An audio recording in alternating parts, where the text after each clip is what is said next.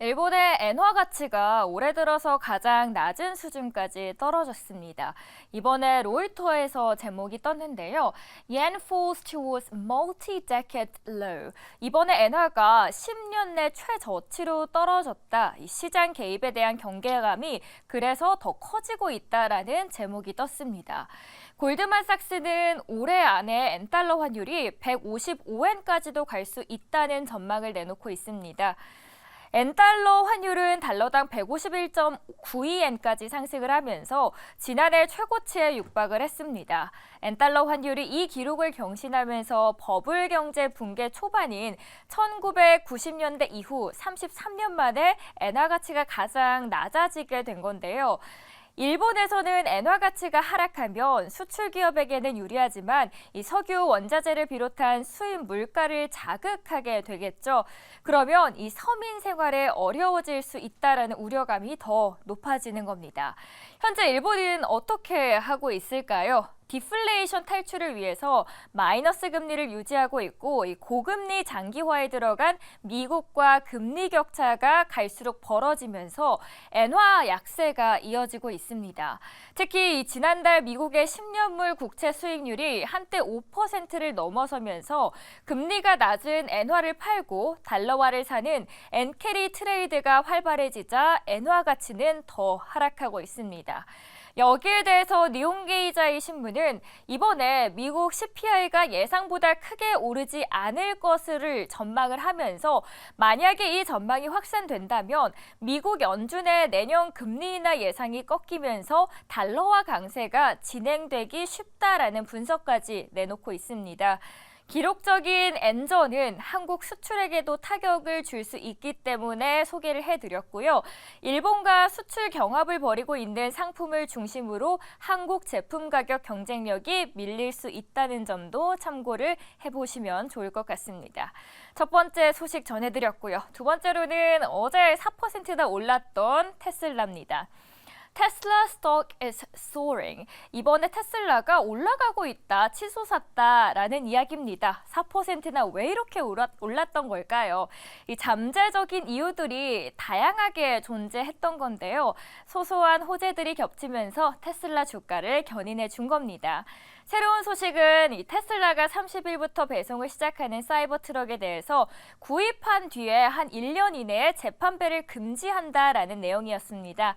다시 말해서 이 사이버 트럭 구매자가 사이버 트럭을 1년 내에 다시 팔 수밖에 없는 상황이라면 테슬라 이를 알려야 하면 테슬라에게 이것을 알려야 하고요.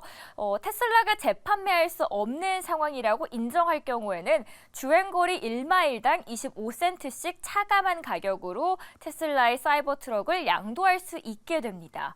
구매자가 사이버 트럭을 팔 수밖에 없는 상황인데 테슬라가 재구입해주지 않을 경우에만 구매자는 제3자에게 사이버 트럭을 양도할 수 있게 되겠죠. 두 번째 이유는 인도 정부가 테슬라 전기차에 대해서 관세 인하를 고려하고 있다라는 소식인데요. 관세가 인하되면 인도 내에서도 테슬라의 전기차 가격도 낮아지게 됩니다.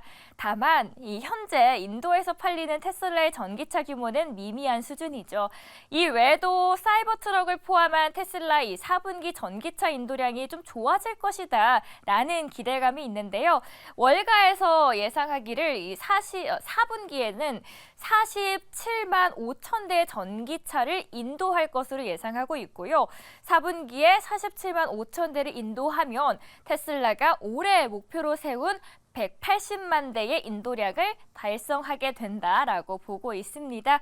오늘 테슬라의 향방 어떻게 움직일지 자세히 다뤄드리도록 하겠습니다. 마지막 외신 소식 만나보시죠. 중국의 이야기입니다. 시진핑 중국 국가주석이 올해 들어서 부패 혐의로 숙청 대상에 올린 고위급 관료가 역대 최대가 될 것이다라는 분석이 나옵니다. Chinese economy is sending mixed signals. 다양한 여러 가지 시그널을 보내고 있다 경제에 대해서라는 이야기인데요.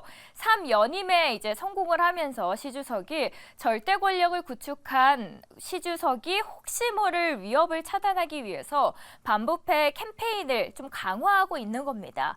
올해 뇌물 혐의로 조사받은 전현직 고위급 관리는 모두 41명입니다. 이 수치를 보니까 시 주석 집권 초기에 반부패 운동이 절정에 달했던 2014년과 같은 수치더라고요. 과거와 달리 조사 대상에 이미 퇴직한 고위 공무원이 가장 많이 포함된 것도 외신에서는 눈길을 끌었고요. 공산당 전통상 퇴직한 고위 공직자들을 조사하는 것도 굉장히 이례적인 평가를 받고 있습니다. 시 주석이 이처럼 전례 없이 강도 높은 반부패 투쟁을 벌이는 이유는 뭔지에 대해서도 자세히 다루고 있었는데 국내 여론의 불만을 잠재우기 위한 것으로 나옵니다. 올해 리오프닝 이후에도 경제가 빠르게 회복되지 않은 가운데 고위 관료들이 부당한 이득을 취하는 것이 드러나게 되면은 국민의 불만이 더 폭발할 가능성이 크기 때문이겠죠. 이런 강도 높은 반부패 행보는 1인 지배체제 강화로도 이어질 것이라는 관측이 나오고 있습니다. 여기에 대해서 전문가들은 시 주석의 반부패 운동은 이념적인 순수성을 높이고 정책적인 실행도를 잠재적인 정치 위협에서 자신을 끊임없이 보호하기 위해서 행위를 하는 거다라고 설명을 하고 있습니다. 오늘 3가지 외신 스케치에 대해서 설명을 드렸고요.